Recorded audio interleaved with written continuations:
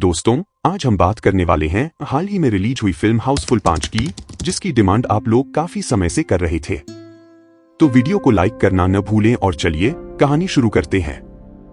Film की शुरुआत में हम एक लग्जरी क्रूज शिप पर हैं, जहां रात के अंधेरे में एक शख्स डर के मारे भाग रहा है। उसके पीछे एक खूनी चाकू लिए दौड़ रहा है। आखिरकार खूनी उस शख्स को पकड़ लेता है और उसकी हत्या कर देता है। इसके बाद सीन 2 दिन पीछे चला जाता है, जहां हमें पता चलता है कि ये क्रूज शिप यूके के 7वें सबसे अमीर शख्स रंजीत डोबरियाल का है, जो अपना 100वां जन्मदिन मनाने वाला है। इस मौके पर कई बड़े बड़े लोग शिप पर मेहमान बनकर आ रहे हैं, लेकिन अंदर जाकर हमें पता चलता है कि रंजीत तो अपने जन्मदिन से पहले ही दिल का दौरा पड़ने से मर चुका है। उसका बेटा देव अपने पिता के पास बैठा दुखी है। इधर रंजीत की कंपनी के बोर्ड ऑफ डायरेक्टर्स माया, बीदी और सिराज आपस में बात कर रहे हैं। वो कहते हैं कि अगर रंजीत की मौत की खबर बाहर गई तो कंपनी का स्टॉक मार्केट क्रैश हो जाएगा। इसलिए वो फैसला करते हैं कि रंजीत का जन्मदिन धूमधाम से मनाने के बाद धीरे धीरे इस खबर को बाहर लाएंगे। सब इस बात पर सहमत हो जाते हैं। तभी वहां रंजीत की वकील आती है और बताती है कि रंजीत ने एक होलोग्राम मैसेज छोड़ा है। जब उसे चलाया जाता है तो रंजीत का होलोग्राम बताता है कि देव उसकी दूसरी पत्नी का बेटा है, लेकिन उसकी पहली विदेशी पत्नी से एक बेटा जॉली है, जिसके पीठ पर जलने का निशान है। रंजीत देव से कहता है कि उसे जॉली को ढूंढना है और उसका हिस्सा उसे देना है। अगर जॉली नहीं मिला तो सारी जायदाद बोर्ड ऑफ डायरेक्टर्स में बंट जाएगी।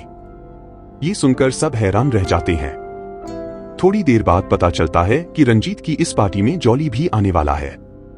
तभी एक शख्स अपनी पत्नी जारा के साथ आता है और कहता है, मेरा नाम जलालुद्दीन है उर्फ जॉली। वो पीठ पर निशान दिखाकर प्रूफ करता है कि वही असली जॉली है। देव खुश हो जाता है कि उसका बड़ा भाई मिल गया। लेकिन तभी दूसरा शख्स अपनी पत्नी शशिकला के साथ आता है और कहता है, मैं जलभूषण हूं उर्फ जॉली और मैं ही देव का बड़ा भाई हूं। वो भी अपना बर्थमार्क दिखाता है। अब सब कंफ्यूज हो जाते हैं। और फिर तीसरा शख्स आता है जो कहता है, मैं जूलियस हूं उर्फ जॉली और मैं ही असली जॉली हूं। वो भी वही निशान दिखाता है। अब 3 जॉली को देखकर सब हैरान हैं और समझ जाते हैं कि इनमें से कोई न कोई फ्रॉड है। देव डॉक्टर अमन से कहता है कि इन तीनों का डीएनए टेस्ट करवाओ ताकि सच सामने आए। रात को शिप पर ग्रैंड पार्टी चल रही होती है। डॉक्टर अमन सैंपल लेकर टेस्ट शुरू कर देता है। अगली सुबह जूलियस की आंख खुलती है तो वो देखता है कि वो जलभूषण की पत्नी शशिकला के साथ सो रहा है। वो घबरा जाता है और शशिकला को डांटता है कि तुम यहां क्या कर रही हो। दोनों बाहर निकलते हैं तो देखते हैं कि जलभूषण जलालुद्दीन की पत्नी जारा के साथ सो रहा है। ये देखकर हंगामा मच जाता है। फिर वो लोग जलालुद्दीन को देखने जाते हैं, जो जूलियस की पत्नी कांची के साथ सो रहा है। सब हैरान हैं कि आखिर ये लोग इधर उधर कैसे पहुंच गए। और सबसे हैरानी की बात ये कि जूलियस की पत्नी कांची गायब है।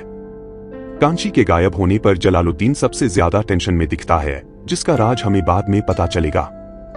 अब सीन प्रेजेंट में शिफ्ट होता है।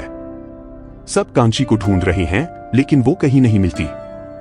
देव और बाकी लोग डॉक्टर अमन के डीएनए टेस्ट के रिजल्ट का इंतजार कर रहे हैं। तभी कांची मिलती है, लेकिन उसकी हालत बहुत खराब है। उसी वक्त वहां डॉक्टर अमन की लाश गिरती है। सब हैरान हैं कि डॉक्टर को किसने मारा। चूंकि डॉक्टर असली जॉली का पता लगाने वाला था, देव को शक होता है कि इन तीनों जॉली में से किसी ने हत्या की है। वो तीनों को शिप की जेल में बंद करवा देता है, जिसका कंट्रोल बटुक पटेल के पास है। जेल में तीनों जॉली आपस में लड़ते हैं और गुस्से में सच उगल देते हैं कि कोई भी असली जॉली नहीं है। दरअसल इन्हें रंजीत की मौत की खबर मिली थी, तो पैसे के लालच में ये जॉली बनकर शिप पर आए। और ट्विस्ट ये कि इनकी पत्नियां भी नकली हैं। जलालुद्दीन की गर्लफ्रेंड कांची है, जलभूषण की गर्लफ्रेंड जारा है और जूलियस की गर्लफ्रेंड शशिकला।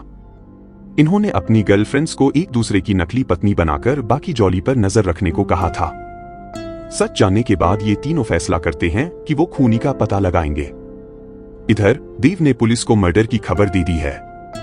अब हमें 2 पुलिस वाले मिलते हैं, बड़ू और बाबा। इन्हें उनके फालतू कारनामों की वजह से सस्पेंड कर दिया गया है। तभी बाबा को उसकी एक्स गर्लफ्रेंड माया का कॉल आता है, जो बताती है कि शिप पर मर्डर हुआ है और वो चाहती है कि बड़ू और बाबा इस केस को सॉल्व करें।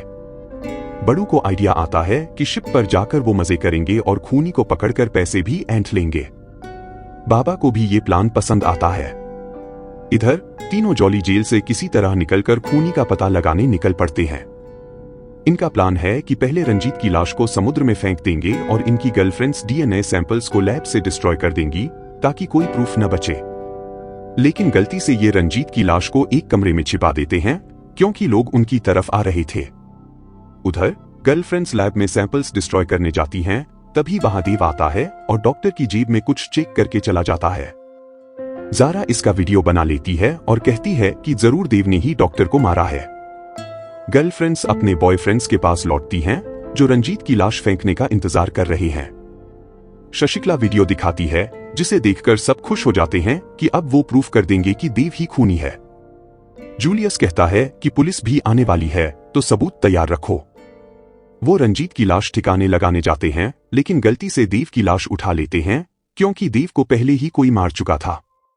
तभी बड़ू और बाबा वहां पहुंचते हैं और इन्हें देव की लाश के साथ पकड़ लेते हैं। जूलियस समझाने की कोशिश करता है लेकिन वो नहीं मानते। तीनों जॉली से अलग अलग पूछताछ होती है लेकिन बड़ू और बाबा को कुछ समझ नहीं आता। फिर वो तीनों को एक साथ बिठाकर सच उगलवाने की धमकी देते हैं। गुस्से में जूलियस कुछ उटपटांग कह देता है जिससे बाबा गुस्सा होकर तीनों को पीट देता है। बाद में बड़ू बाबा से कहता है कि उसे एक सबूत मिला है जो खूनी का हो सकता है। वो उस शख्स का रूम चेक करने को कहता है। सबूत इकट्ठा करने के बाद बड़ू और बाबा सबको बुलाते हैं और बताते हैं कि डॉक्टर को इन तीनों जॉली ने नहीं बल्कि देव ने मारा है। बड़ू बताता है कि उसे देव का एक सामान मिला था और देव के रूम की तलाशी में उसके जूते के सोल में एक टूटी हुई चिप मिली। इस चिप का दूसरा हिस्सा सीसीटीवी रूम में था जहां फुटेज की हार्ड ड्राइव तोड़ी गई थी। यानी देव ही खूनी है। देव को जेल में डाल दिया जाता है। वो चिल्लाता है कि उसने कोई मर्डर नहीं किया क्योंकि सारी दौलत तो उसी की है, लेकिन कोई उसकी बात नहीं मानता। इधर जूलियस को कहीं खून की छींटें और एक डायमंड का टुकड़ा मिलता है। उसे शक होता है कि खूनी के ब्रेसलेट से डायमंड गायब होगा। एक पार्टी में वो सबके हाथ चेक करता है लेकिन कुछ नहीं मिलता। फिर वो शिप के कैप्टन से बात करते वक्त उसका ब्रेसलेट दिखता है जिसमें डायमंड गायब है।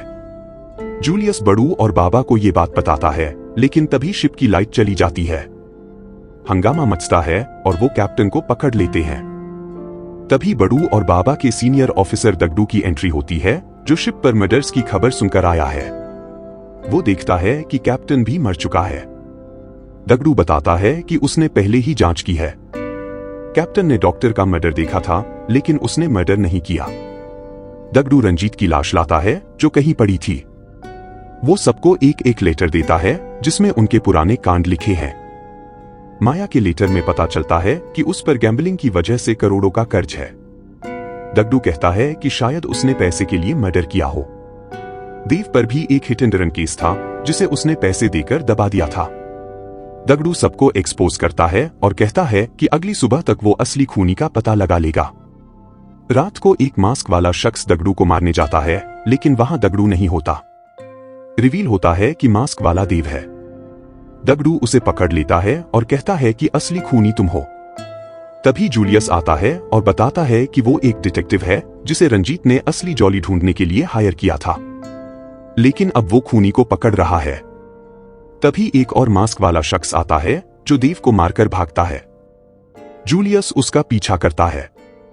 देव मरा नहीं है और वो दगडू को मारने की कोशिश करता है लेकिन दगडू उसे पीट देता है।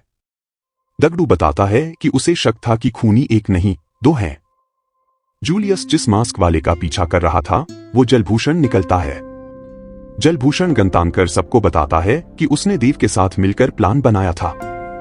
वो जॉली बनकर हिस्सा लेना चाहता था और आधा पैसा देव के साथ बांटना था। जब देव डीएनए टेस्ट बदल रहा था तो डॉक्टर ने उसे देख लिया, इसलिए दोनों ने डॉक्टर को मार डाला। कैप्टन ने यह मर्डर देख लिया था और बेदी को भी देव पर शक हो गया था, इसलिए दोनों ने कैप्टन और बेदी को भी मार डाला क्योंकि वो ब्लैकमेल कर रहे थे। जलभूषण कहता है कि अब वो सबको मार देगा और सारा पैसा वो और देव बांट लेंगे, लेकिन दगडू उससे भिड़ जाता है। तभी देव एक बड़ा फैन ऑन कर देता है जिससे सब मरने वाले होते हैं। दगडू फैन बंद करके सबकी जान बचाता है। तभी असली जॉली की एंट्री होती है जो कहता है कि वो अपने पिता से मिलने आया था। वो सारी जायदाद ठुकरा देता है क्योंकि उसके पास पहले से दोगुनी दौलत है। वो कहता है कि ये पैसा आप लोग बांट लो। ये सुनकर सब खुश हो जाते हैं, सिवाय देव और जलभूषण के, जो उदास हैं कि जिस पैसे के लिए उन्होंने मर्डर किए वो दूसरों को मिल गया। अंत में देव और जलभूषण को जेल में डाल दिया जाता है। दगड़ू बड़ू और बाबा की नौकरी वापस दे देता है। सारी जायदाद बंटने के बाद सब अमीर बन जाते हैं। यही फिल्म खत्म होती है। दोस्तों, आपको ये मूवी कैसी लगी कमेंट में जरूर बताना। अगर मैं छोटा सा रिव्यू दूं तो फिल्म में कॉमेडी के चक्कर में कुछ ज्यादा ही एडल्ट जोक्स डाल दिए गए हैं जो फैमिली के साथ देखने लायक नहीं है। कहानी में ग्रैंड मस्ती जैसा फील आता है। ओवरऑल मूवी एवरेज है। कॉमेडी की कोशिश तो खूब की गई लेकिन मजा उतना नहीं आता। बाकी आप अपनी राय कमेंट में जरूर शेयर करें। वीडियो को लाइक और शेयर करना न भूलें।